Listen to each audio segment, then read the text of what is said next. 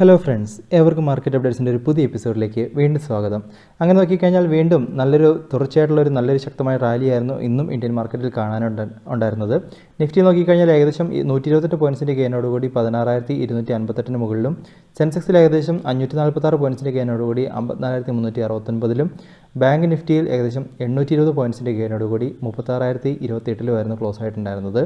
Sector vice market നോക്കിക്കഴിഞ്ഞാൽ ഇന്ന് banking financial സെക്ടറുകളായിരുന്നു നല്ലൊരു റാലികൾ കാഴ്ചവെച്ചിട്ടുണ്ടായിരുന്നത്. ആകപ്പാടെ ഈ ഒരു സെക്ടറുകൾ മാത്രമായിരുന്നു ഇന്ന് ഒരു പോസിറ്റീവ് ടെറിട്ടറിയിൽ പോയത്. ബാക്കി എല്ലാ സെക്ടറും തന്നെ ഒരു ഡിക്ലൈനിങ് മൂഡിലായിരുന്നു. പ്രോഫിറ്റ് ബുക്കിംഗ് കാണാനായിട്ടുണ്ടായിരുന്നു. അതിൽ തന്നെ റിയാലിറ്റി മീഡിയ ഈ ഒരു സെക്ടറുകളായിരുന്നു ഏറ്റവും കൂടുതൽ സെല്ലിംഗ് പ്രഷർ നിലനിന്നത്. ഇനി അതുപോലെ തന്നെ ശ്രദ്ധിക്കേണ്ട വേറൊരു കാര്യം, നിഫ്റ്റിയിലെ ഒരു അഡ്വാൻസസ് ഡിക്ലൈൻസ് റേഷ്യോ കഴിഞ്ഞ 3 ദിവസങ്ങളിൽ പോസിറ്റീവായിട്ട് നിന്നത് ഇന്ന് വീണ്ടും അതൊരു നെഗറ്റീവ് സൈഡിലേക്ക് വന്നിരിക്കുകയാണ്. ആകപ്പാടെ 19 സ്റ്റോക്കുകളാണ് ഇന്ന് നിഫ്റ്റിയിൽ അഡ്വാൻസസിൽ നിന്നത്. ബാക്കി 31 സ്റ്റോക്കുകളും ഡിക്ലൈനിങ് മോഡിലായിരുന്നു പോയിട്ടുണ്ടായിരുന്നത്. ഈ ഒരു 19 സ്റ്റോക്കുകളിൽ തന്നെ നോക്കിക്കഴിഞ്ഞാൽ ബാങ്കിങ് സ്റ്റോക്കുകളായിരുന്നു ഇന്ന് നിഫ്റ്റിയിൽ ടോപ്പ് പെർഫോമേഴ്സായിട്ട് നിന്നത്. അതിൽ തന്നെ HDFC ആണ് ടോപ്പ് ഗെയിനറായിട്ട് നിന്നിട്ടുണ്ടായിരുന്നത്. ഇനി ബ്രോഡർ മാർക്കറ്റുകളിലേക്ക് വന്നു കഴിഞ്ഞാൽ മിഡ് ക്യാപ്പിലും സ്മോൾ ക്യാപ്പിലും ഒരു പ്രോഫിറ്റ് ബുക്കിംഗ് ആയിരുന്നു കാണാനുണ്ടായിരുന്നത്. മിഡ് ക്യാപ്പിൽ ഏകദേശം 1.19% ലോസും, സ്മോൾ ക്യാപ്പിൽ 1.11% ലോസും റിപ്പോർട്ട് ചെയ്യപ്പെട്ടു. ഇനി നിഫ്റ്റിയുടെ ഒരു ഡെയിലി ചാർട്ടിലേക്ക് വന്നു കഴിഞ്ഞാൽ ഇന്നും നമുക്കൊരു ഗ്യാപ്പ് അപ്പ് ഓപ്പണിംഗ് ആയിരുന്നു ഗ്ലോബൽ മാർക്കറ്റിൻ്റെ ഒരു ട്രെൻഡിനെയൊക്കെ ഫോളോ ചെയ്തുകൊണ്ട്. എന്നാൽ അതിനുശേഷം ഒരു നല്ലൊരു ഗ്യാപ്പ് അപ്പ് ഓപ്പണിങ്ങിനൊക്കെ ശേഷം പിന്നീട് മാർക്കറ്റ് ഒരു റേഞ്ച് ബൗണ്ടറായിട്ട് നിൽക്കുകയായിരുന്നു ഇന്ന് മുഴുവനായിട്ടും ഉണ്ടായിരുന്നത്. അപ്പോൾ മാർക്കറ്റ് ഈ ഒരു കഴിഞ്ഞ കുറച്ച് ദിവസങ്ങളിലെ ഒരു റാലികൾക്കൊക്കെ ശേഷം ഒരു ചെറിയൊരു പോസ് എടുക്കുന്നത് പോലെയാണ് ഇപ്പോൾ കാണാനായിട്ടുള്ളത്. ഇന്ന് മൊത്തത്തിലൊരു സൈഡ് വേയിലാണ് നിഫ്റ്റി നിന്നിട്ട് ട്രേഡ് ആയത് അതിനുശേഷം. അപ്പോൾ നമുക്ക് ശ്രദ്ധിക്കാനുള്ളൊരു വിഷയം, ഇന്നത്തെ മാർക്കറ്റിനെ സംബന്ധിച്ചിടത്തോളം ബാങ്കിങ് സെക്ടറുകളാണ് ഇന്ന് നിഫ്റ്റിക്കൊരു റാലി കൊടുത്തത്. ബാക്കി എല്ലാ സെക്ടറിലും തന്നെ ഒരു പ്രോഫിറ്റ് ബുക്കിംഗ് കണ്ടു എന്നുള്ളതും നമ്മൾ തീർച്ചയായിട്ടും കുറച്ചൊന്ന് ശ്രദ്ധിക്കേണ്ട ഒരു വാർത്തയാണ്. അതുമാത്രമല്ല, ബ്രോഡർ മാർക്കറ്റിലേക്ക് വന്നു കഴിഞ്ഞാൽ അവിടെയും ഒരു പ്രോഫിറ്റ് ബുക്കിംഗ് നടക്കുന്നു. അതുപോലെ തന്നെ അഡ്വാൻസസ് ഡിക്ലൈൻസ് റേഷ്യോ നെഗറ്റീവ് സൈഡിൽ നിൽക്കുന്നു എന്നുള്ളത് കൊണ്ട് നാളത്തെ മാർക്കറ്റിലൊന്ന് കുറച്ചൊരു ന്യൂട്രലായിട്ടുള്ളൊരു മൂഡിൽ നിലനിൽക്കുന്നതായിരിക്കും സേഫായിട്ടുണ്ടാവുക. അപ്പോൾ ഒരുപക്ഷെ നമുക്ക് ഈ ഒരു റാലികൾക്ക് ശേഷമുള്ളൊരു പോസ് എടുക്കുന്നത് പോലെ നമുക്ക് പ്രതീക്ഷിക്കാം ഇപ്പോഴത്തെ മാർക്കറ്റിന്. ഇപ്പോൾ നിഫ്റ്റിയെ സംബന്ധിച്ചിടത്തോളം ഒരു ബുള്ളിഷ് മൂഡിൽ തന്നെയാണ് കാണാനുള്ളത്. എന്നിരുന്നാലും നാളത്തെ മാർക്കറ്റിലൊന്ന് കുറച്ചൊന്ന് ന്യൂട്രലായിട്ട് നിൽക്കുന്നത് നല്ലതായിരിക്കുമെന്ന് തോന്നുന്നു ഈ ഒരു സമയത്ത്. ഇപ്പോൾ നിഫ്റ്റിയെ സംബന്ധിച്ചിടത്തോളം ഇനി 16,300 അതിനെ ബ്രേക്ക് ചെയ്ത് കഴിഞ്ഞാൽ ഒരു അപ്സൈഡ് നമുക്ക് പ്രതീക്ഷിക്കാം. 16,400, 16,500 വരെയുള്ള റാലികൾ നമുക്ക് നിഫ്റ്റിയിൽ പ്രതീക്ഷിക്കാം. 16,000, 16,100 റേഞ്ചുകൾ ഒരു സപ്പോർട്ട് സോൺസ് ആയിട്ട് ഇപ്പോൾ നിഫ്റ്റിക്ക് നിലനിൽക്കുന്നുമുണ്ട്. ഇനി അടുത്തായിട്ട് ബാങ്ക് നിഫ്റ്റിൻ്റെ ചാർട്ടിലേക്ക് വന്നു കഴിഞ്ഞാൽ അവിടെയും ഇന്ന് നല്ലൊരു റാലികൾ കാണാനുണ്ടായിരുന്നു. പ്രത്യേകിച്ചും ബാങ്കിങ് സെക്ടറായിരുന്നു ഇന്ന് നിഫ്റ്റിനെ ഒരു നല്ലൊരു പെർഫോമൻസിന് കാരണമായിട്ട് നിന്നിട്ടുണ്ടായിരുന്നത്. ബാങ്ക് നിഫ്റ്റിയെ സംബന്ധിച്ചിടത്തോളം 35,800 എന്ന് പറഞ്ഞ ഒരു റെസിസ്റ്റൻസും അതുപോലെ തന്നെ 36,000 എന്നുള്ളൊരു സൈക്കോളജിക്കൽ റെസിസ്റ്റൻസിനെയും ബ്രേക്ക് ചെയ്തിട്ടാണ് ഇന്ന് ബാങ്ക് നിഫ്റ്റി എൻഡായിട്ടുള്ളത്. അപ്പോൾ ബാങ്ക് നിഫ്റ്റിയിൽ നമുക്ക് ഈ ഒരാഴ്ച നോക്കിക്കഴിഞ്ഞാൽ, പ്രത്യേകിച്ചും ഇന്ന് നോക്കിക്കഴിഞ്ഞാൽ നമുക്ക് US ഫെഡറൽ റിസർവിൻ്റെ മീറ്റിംഗ് ഔട്ട്കം വരാൻ പോകുന്നു. അതുപോലെ തന്നെ ഈ വെള്ളിയാഴ്ച നമുക്ക് RBIൻ്റെ ഭാഗത്തു നിന്നും മോണിറ്ററി പോളിസി കമ്മിറ്റി മീറ്റിങ്ങിൻ്റെ അപ്ഡേറ്റുകൾ വരാൻ പോകുന്നു. അവിടെ നോക്കിക്കഴിഞ്ഞാൽ ഇൻട്രസ്റ്റ് റേറ്റൊക്കെ ഇപ്പോൾ ഉള്ള ലെവലിൽ തന്നെ കീപ്പ് ചെയ്യാനുള്ള സാധ്യതകളാണ് പ്രതീക്ഷിക്കുന്നത്. അപ്പോൾ എന്നിരുന്നാലും ഈ ഒരു ഇവൻറ്റുകളൊക്കെ നിലനിൽക്കുന്നത് കൊണ്ട് ബാങ്കിങ് സ്റ്റോക്കുകളിൽ ഈ ഒരാഴ്ച കുറച്ചൊരു വോളറ്റിലിറ്റി നമുക്ക് എക്സ്പെക്റ്റ് ചെയ്യാമെന്നാണ് തോന്നുന്നത്. അതുകൊണ്ട് തന്നെ ഈ ആഴ്ച ഇനിയുള്ള 2 ദിവസം കുറച്ചൊന്ന് ന്യൂട്രലായിട്ടൊന്ന് മാർക്കറ്റിനൊന്ന് വാച്ച് ചെയ്യുക. ഇനി ഇന്നത്തെ ഒരു ഗ്ലോബൽ മാർക്കറ്റിൻ്റെ സിറ്റുവേഷൻസിലേക്ക് വന്നു കഴിഞ്ഞാൽ ഇന്നത്തെ US ഫ്യൂച്ചേഴ്സൊക്കെ ഒരു നെഗറ്റീവ് സൈഡിലേക്കാണ് ഇപ്പോൾ കാണാനുള്ളത്. അപ്പോൾ ഇന്നത്തെ ഒരു US മാർക്കറ്റിൽ ഇത് വീണ്ടും ഒരു നെഗറ്റീവ് സൈഡിലേക്കുള്ള ഒരു റാലികൾ പ്രതീക്ഷിക്കേണ്ടതായിട്ടുണ്ട്. യൂറോപ്യൻ മാർക്കറ്റുകളിലേക്ക് വന്നു കഴിഞ്ഞാൽ അവിടെ ഒരു ഫ്ലാറ്റ് ആയിട്ടുള്ളൊരു ട്രേഡിംഗ് ആണ് ഇതുവരെ കാണാനുള്ളത്. FTSE 8 പോയിൻറ്റ്സിൻ്റെ അടുത്തൊക്കെ ഒരു അപ്പിലാണ് നിലനിൽക്കുന്നത്. ഏഷ്യൻ മാർക്കറ്റുകളിലേക്ക് വന്നു കഴിഞ്ഞാൽ ഒരു മിക്സഡ് ട്രെൻഡ് നിലനിൽക്കുന്നു. SGX നിഫ്റ്റി പയ്യെ ഒരു നെഗറ്റീവ് സൈഡിലേക്ക് വരുന്നുണ്ട്. ഇനി തീർച്ചയായിട്ടും നാളെ രാവിലെയും കൂടെ SGX നിഫ്റ്റി ഒന്ന് വാച്ച് ചെയ്യുക. അതിനെ ബേസ് ചെയ്തുള്ള ഒരു ഓപ്പണിംഗ് നമുക്ക് പ്രതീക്ഷിക്കാം. എന്നിരുന്നാലും നമുക്ക് ഇപ്പോഴത്തെ ഒരു സാഹചര്യത്തിൽ ഒരു റേഞ്ച് ബൗണ്ടഡ് അല്ലെങ്കിൽ ഒരു ഫ്ലാറ്റ് ആയിട്ടുള്ള ഒരു ട്രേഡിങ്ങോ അല്ലെങ്കിൽ ഒരു ചെറിയൊരു കറക്ഷനുള്ള ഒരു സാധ്യതകളാണ് ഇപ്പോൾ കുറച്ചൊന്ന് പ്രതീക്ഷിക്കാനായിട്ട് നിലനിൽക്കുന്നത്. ഗോൾഡിൻ്റെ പ്രൈസിൽ ഒരു വർധനവുകൾ കാണുന്നുണ്ട്. രൂപയുടെ മൂല്യത്തിൽ വീണ്ടും ഡോളറിന് അഗേൻസ്റ്റായിട്ട് ചെറിയൊരു തിരിച്ചുവരവ് കണ്ടു. 74.19 ട്രേഡ് എൻഡ് ആയിട്ടുണ്ടായിരുന്നത്. ഇനി ഇൻസ്റ്റിറ്റ്യൂഷൻ ആക്ടിവിറ്റിയിലേക്ക് വന്നു കഴിഞ്ഞാൽ ഫോറിൻ ഇൻസ്റ്റിറ്റ്യൂഷൻ്റെ ഭാഗത്തുനിന്ന് വീണ്ടും നല്ലൊരു പർച്ചേസ് ഇന്ന് ക്യാഷ് മാർക്കറ്റിൽ ഉണ്ടായിട്ടുണ്ട്.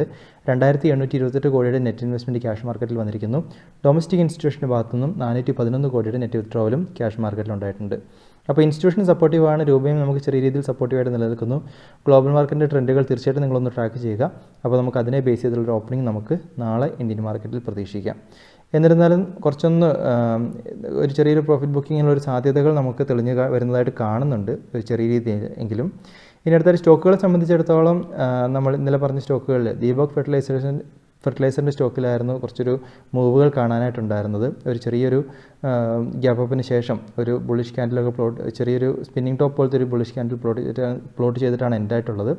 അപ്പോൾ ഇനിയൊരു ഇൻഡിസിസീവായിട്ടാണ് ഇപ്പോൾ നിലനിൽക്കുന്നത്. അപ്പോൾ വീണ്ടും അടുത്ത എൻട്രികൾ നമുക്ക് ഒരു ബ്രേക്കൗട്ടുകൾ കിട്ടിയതിന് ശേഷം മാത്രം എടുക്കുക. ഹോൾഡിംഗ് ആണെങ്കിൽ തുടരുക, അല്ലാത്ത പക്ഷം നമുക്കിതൊരു ഇൻഡിസിസീവായിട്ടുള്ളൊരു പാറ്റേൺ ആയിട്ട് നിലനിൽക്കുന്നത് കൊണ്ട് നമുക്ക് അടുത്തൊരു കൺഫർമേഷനായിട്ട് വെയിറ്റ് ചെയ്യുക. ബാക്കിയുള്ള സ്റ്റോക്കുകളിലൊന്നും നമ്മൾ നിലനോക്കിയ സ്റ്റോക്കുകളിലൊന്നും വലിയൊരു മൂവുകൾ കാണാനായിട്ടുണ്ടായിരുന്നില്ല. പ്രത്യേകിച്ചും എല്ലാ സെക്ടറും തന്നെ ഇന്നൊരു ഡൗണിലേക്കായിരുന്നു പോയിട്ടുണ്ടായിരുന്നത്.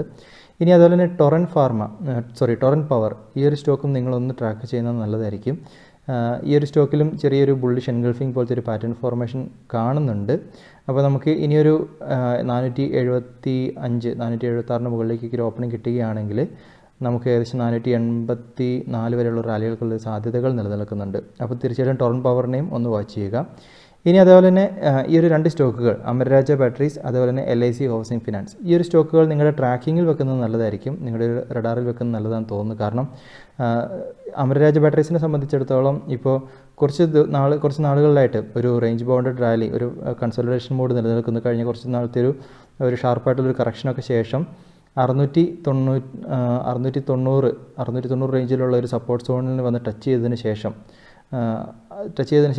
ഈ ഒരു 700-720 റേഞ്ചിലൊരു കൺസോളിഡേഷൻ നടക്കുന്നത് പോലെ കാണുന്നുണ്ട്. നമുക്ക് എൻട്രിക്കുള്ളൊരു കൺഫർമേഷൻ ആയിട്ടില്ല. എന്നിരുന്നാലും നമുക്ക് ഈ ഒരു കൺസോളിഡേഷനൊക്കെ ശേഷം ഒരു ബ്രേക്കൗട്ടുകൾ അല്ലെങ്കിൽ ഒരു റിവേഴ്സൽ കൺഫർമേഷൻ ആയിക്കഴിഞ്ഞാൽ ഒരു സ്വിങ്ങിനുള്ളൊരു പോസിബിലിറ്റി നമുക്ക് അമരരാജ ബാറ്ററീസിലുണ്ട്. അപ്പോൾ തീർച്ചയായിട്ടും നിങ്ങളുടെ ഒരു റഡാറിൽ വെക്കുന്നത് നല്ലതാണ്. വരും ദിവസങ്ങളിൽ ഈ ഒരു മൂവുകളൊക്കെ ഒന്ന് അനലൈസ് ചെയ്തതിന് ശേഷം നമുക്ക് ഒരുപക്ഷെ ഒരു കൺഫർമേഷൻ കിട്ടിക്കഴിഞ്ഞാൽ അമരരാജ ബാറ്ററീസിനെ കൺസിഡർ ചെയ്യാം. LIC ഹൗസിംഗ് ഫിനാൻസിൽ നമുക്കൊരു സിമിലർ കേസാണ് കാണാനുള്ളത്. ഒരു സപ്പോർട്ട് സോണിൻ്റെ അടുത്ത് വേണ്ടി ഒരു കൺസോളിഡേഷൻ നടക്കുന്നത് പോലെ കാണുന്നു. 390-397 റേഞ്ചിലൊരു കൺസോളിഡേഷൻ, ആ ഒരു സപ്പോർട്ട് സോണിൻ്റെ അടുത്തൊരു കൺസോളിഡേഷൻ നടക്കുന്നത് പോലെ കാണുന്നുണ്ട്. അപ്പോൾ നമുക്ക് വീണ്ടും ഒരു കൺസോളിഡേഷൻ ബ്രേക്കൗട്ടുകളിൽ ഒരു കൺഫർമേഷൻ കിട്ടിക്കഴിഞ്ഞാൽ LIC ഹൗസിംഗ് ഫിനാൻസിനെയും തീർച്ചയായിട്ടും ഒന്ന് കൺസിഡർ ചെയ്യാമെന്ന് തോന്നുന്നു. ഡാബറിനെ സംബന്ധിച്ചിടത്തോളം നല്ലൊരു റിസൾട്ടാണ് അവർ പബ്ലിഷ് ചെയ്തതെങ്കിലും ബ്രോക്കറേജ് ഫേമൊക്കെ അവരൊന്ന് ഡൗൺഗ്രേഡ് ചെയ്തു എന്നുള്ളത് കൊണ്ട് ഇന്നൊരു ഡിക്ലൈൻ ആയിരുന്നു ഈ ഒരു സ്റ്റോക്കിൽ കാണാനായിട്ടുണ്ടായിരുന്നത്. ഇനി പ്രധാനപ്പെട്ട അപ്ഡേറ്റുകളിലേക്ക് പോവുകയാണെങ്കിൽ ആദ്യം തന്നെ ഇന്ത്യയുടെ സർവീസ് PMI ജൂലൈ മന്തിൻ്റെ പബ്ലിഷായി. അത് നോക്കിക്കഴിഞ്ഞാൽ ജൂൺ മന്തിനെ അപേക്ഷിച്ചൊരു തിരിച്ചുവരവ്, ചെറിയ രീതിയിലുള്ളൊരു തിരിച്ചുവരവ് കാണുന്നു, എക്സ്പാൻഷൻ കാണുന്നുണ്ട്. ജൂൺ മന്തിൽ 41.2 ആയിരുന്നുവെങ്കിൽ 45.4 ആയിട്ട് അത് ഉയർന്നിട്ടുണ്ട്. ഇനി സ്റ്റെർലൈറ്റ് ടെക്കിനൊരു ഗുഡ് ന്യൂസ് വന്നത് നോക്കിക്കഴിഞ്ഞാൽ അവർ ഫേസ്ബുക്കുമായിട്ടൊരു കൊളാബറേഷനിലേക്ക് വന്നിരിക്കുന്നു. 4G ആൻഡ് 5G റേഡിയോ പ്രൊഡക്റ്റുകൾ ഡിസൈൻ ചെയ്യാനും ഡെവലപ്പ് ചെയ്യാനുള്ളൊരു പാർട്ട്ണർഷിപ്പിലേക്കാണ് അവർ വന്നിരിക്കുന്നത്. ഇനി വോഡാഫോണിൻ്റെ സ്റ്റോക്ക് നോക്കിക്കഴിഞ്ഞാൽ തീർച്ചയായിട്ടും രണ്ടാമത്തെ ദിവസവും വളരെ ശക്തമായിട്ടുള്ളൊരു ഡിക്ലൈൻ ആയിരുന്നു കാണാനുണ്ടായിരുന്നത്. ഇന്ന് നോക്കിക്കഴിഞ്ഞാൽ ഏകദേശം 19% ഡിക്ലൈനോട് കൂടിയാണ് എൻഡായത്. അതിനുള്ള കാരണങ്ങൾ നോക്കിക്കഴിഞ്ഞാൽ കഴിഞ്ഞ ദിവസം നമ്മൾ വോഡാഫോൺ ഐഡിയയുടെ ചെയർമാൻ്റെ ഭാഗത്ത് നിന്ന് വന്ന ന്യൂസുകൾ കണ്ടു. അദ്ദേഹത്തിൻ്റെ സ്റ്റേക്കുകൾ മുഴുവനും ഗവൺമെൻറ് ഏതെങ്കിലും ഒരു പബ്ലിക് സെക്ടർ എൻറ്റിറ്റിക്ക് കൈമാറാൻ തയ്യാറാണ്, കമ്പനിയെ തിരിച്ചു കൊണ്ടുവരാൻ എന്നുള്ളൊരു കമൻട്രികൾ കൊടുത്തിരുന്നു. എന്നിരുന്നാൽ ഗവൺമെൻറ് അതിനുള്ളൊരു റെസ്പോൺസ് കൊടുത്തിട്ടില്ല. ഇപ്പോൾ അതിനുള്ളൊരു പ്ലാനും ഇല്ല എന്ന രീതിയിലുള്ളൊരു അപ്ഡേറ്റ് ആണ് വന്നിരിക്കുന്നത്. അതുമാത്രമല്ല, ഇവരുടെ parent company Vodafone Britain company അവരുടെ കമ്പനിയുടെ ഭാഗത്ത് നിന്ന് വന്ന അനൗൺസ്മെൻറ്റുകൾ നോക്കിക്കഴിഞ്ഞാൽ വോഡാഫോൺ ഐഡിയയിലേക്ക് ഒരു ഫ്രഷ് ഇൻവെസ്റ്റ്മെൻറ്റുകളോ അല്ലെങ്കിൽ ഫ്രഷ് സ്റ്റേക്ക് ഇൻഫ്യൂഷനോ ഇപ്പോൾ പ്ലാൻ ചെയ്യുന്നില്ല. ഒരു പ്രാക്ടിക്കൽ സപ്പോർട്ട് മാത്രമേ ഇപ്പോൾ കൊടുക്കാൻ സാധിക്കുകയുള്ളൂ എന്ന രീതിയിലൊരു അപ്ഡേറ്റുകൾ കമ്പനിയുടെ ഭാഗത്തു നിന്നും വന്നിട്ടുണ്ടായിരുന്നു. അപ്പോൾ ഈ ഒരു ന്യൂസുകൾ വന്നതിനെ തുടർന്ന് ഇന്ന് നോക്കിക്കഴിഞ്ഞാൽ ഏകദേശം 19% നടത്തുള്ളൊരു ഈ ഒരു സ്റ്റോക്കിൽ കണ്ടു. കഴിഞ്ഞ 2 ദിവസങ്ങളിൽ നോക്കിക്കഴിഞ്ഞാൽ ഏകദേശം 27% അടുത്തുള്ളൊരു ഡിക്ലൈനാണ് ഈ ഒരു സ്റ്റോക്കിൽ നടന്നിരിക്കുന്നത്. അപ്പോൾ തീർച്ചയായിട്ടും നമുക്കൊരു എൻട്രികൾക്കുള്ള പോസിബിലിറ്റി ഒന്നും, അല്ലെങ്കിൽ പ്രത്യേകിച്ചും ഇങ്ങനത്തെ ഒരു വാർത്തകളൊക്കെ ആയതുകൊണ്ട് തന്നെ ഒരു ഹോൾഡിങ്ങിനോ അല്ലെങ്കിൽ അങ്ങനത്തെ ഒരു പാർട്ടിലേക്ക് പോകാതിരിക്കുന്നതായിരിക്കും നല്ലതെന്ന് തോന്നുന്നു ഈ ഒരു സമയത്ത്. ഇനി അടുത്തായിട്ട് മാരുതി സുസുക്കിയുടെ ഭാഗത്ത് വന്ന അപ്ഡേറ്റുകൾ നോക്കിക്കഴിഞ്ഞാൽ ഇപ്പോൾ നടന്നുകൊണ്ടിരിക്കുന്ന ഒരു സെമി കണ്ടക്ടർ ഷോർട്ടേജ്, ഒരു ഷോർട്ടേജ് നടക്കുന്നു എന്നുള്ളത് കൊണ്ട് ഈ ഒരു ഓഗസ്റ്റ് മാസത്തിൽ അവരുടെ ഗുജറാത്തിലുള്ള പ്ലാന്റിൽ ഒരു പ്രൊഡക്ഷൻ ഇമ്പാക്റ്റ് ഉണ്ടാകാനുള്ള സാധ്യതകളുണ്ടാകും എന്ന രീതിയിലാണ് കമൻട്രികളിൽ പറഞ്ഞിരിക്കുന്നത്. അപ്പോൾ ഈ ഒരു മാസം അവർക്കും സെമി കണ്ടക്ടർ ഷോർട്ടേജ്, ഇതിനു മുമ്പ് നമ്മൾ കണ്ടതായിരുന്നു ജാഗോർ ലാൻഡ് റോവറിൻ്റെ ഭാഗത്തു നിന്നും അവർക്കൊരു സെമി കണ്ടക്ടർ ഷോർട്ടേജ് നിലനിൽക്കുന്നു എന്നുള്ളത് കൊണ്ട് ഈ ഒരു സെപ്റ്റംബർ ക്വാർട്ടറിലെ ഈ Q2വിലെയും സെയിൽസിൽ നല്ല രീതിയിലുള്ള ഇമ്പാക്റ്റുകൾ വരും എന്നൊരു അപ്ഡേറ്റുകൾ അവരുടെ ഭാഗത്ത് നിന്ന് വന്നു. തുടർന്ന് ഇപ്പോൾ മാരുതി സുസുക്കിൻ്റെ ഭാഗത്തു നിന്നും സെമി കണ്ടക്ടർ ഷോർട്ടേജ് മൂലം ഒരു പ്രൊഡക്ഷൻ ഇമ്പാക്റ്റ് ഈ ഒരു ഓഗസ്റ്റ് മന്തിൽ നടക്കും എന്ന രീതിയിലാണ് പറഞ്ഞിരിക്കുന്നത്. ഇനി അടുത്തായിട്ട് Q1 റിസൾട്ടുകളിലേക്ക് വന്നു കഴിഞ്ഞാൽ SBI നല്ലൊരു റിസൾട്ടുകൾ പബ്ലിഷ് ചെയ്തിരിക്കുന്നു. നെറ്റ് പ്രോഫിറ്റിൽ ഏകദേശം 55% വർധനവ് ഇയർ ഓൺ ഇയറിൽ റിപ്പോർട്ട് ചെയ്തിട്ടുണ്ട്. 6504 കോടി നെറ്റ് പ്രോഫിറ്റായിട്ട് കാണിച്ചിരിക്കുന്നു. കഴിഞ്ഞ ജൂൺ ക്വാർട്ടറിൽ അവർക്ക് 4189 കോടിയായിരുന്നു നെറ്റ് പ്രോഫിറ്റായിട്ട് നിലനിന്നത്. നെറ്റ് ഇൻട്രസ്റ്റ് ഇൻകം നോക്കിക്കഴിഞ്ഞാൽ അവിടെയും 3.7% വർധനവ് ഇയർ ഓൺ ഇയറിൽ ഉണ്ടായിട്ടുണ്ട്. 27,638 കോടി നെറ്റ് ഇൻട്രസ്റ്റ് ഇൻകമായിട്ട് റിപ്പോർട്ട് ചെയ്തിരിക്കുന്നു. അതുമാത്രമല്ല ഇവർ 4 ട്രില്യൺ എന്നുള്ളൊരു മാർക്കറ്റ് ക്യാപ്പ് ആ ഒരു മാർക്ക് ക്രോസ് ചെയ്തു എന്ന രീതിയിലൊരു അപ്ഡേറ്റുകളും വന്നിട്ടുണ്ടായിരുന്നു. അപ്പോൾ ഇത് SBIക്ക് ഒരു പോസിറ്റീവ് ന്യൂസ് ആയിട്ടാണ് നിലനിൽക്കുന്നത്.